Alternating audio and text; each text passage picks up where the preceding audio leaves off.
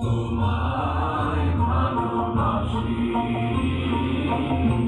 চিরদিন, তোমার আকাশ চিরদিন, তোমার আকাশ তোমার বাতাস আমার প্রাণে,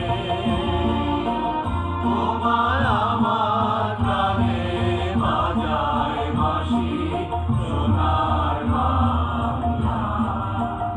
আমি তোমায়। লাতিন আমেরিকার অবিসংবাদিত নেতা মাওলানা ভাসানীর জন্মস্থান পাবনা। চারণ কবির মতো ইসমাইল হোসেন সিরাজি যে গোটা ভারতকে জাগিয়ে তুলেছিলেন কবিতার পংক্তি দিয়ে, সেই ইসমাইল হোসেন সিরাজি এই পাবনার কৃতি সন্তান।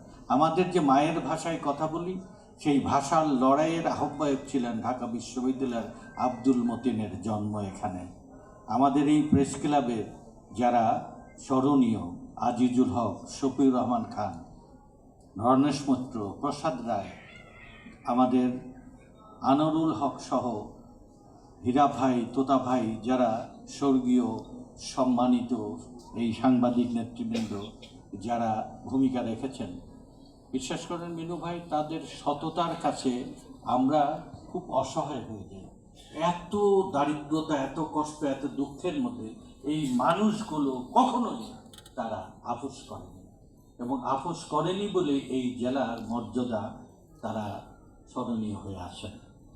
আমি বিশিষ্ট যে সমস্ত ব্যক্তিবর্গ, আপনি মিনু ভাইয়ের জন্য বলছি, রাজশাহীতে বাংলার রাজধানী ছিলেন। তম জন্মদিন উপলক্ষে আয়োজিত রবি চাচার সাথে কথা বলছিলাম। এর আগের বারে যখন এসেছি, উনি আমার মাথায় হাত দিয়ে দোয়া করে আপনার সাথে কথা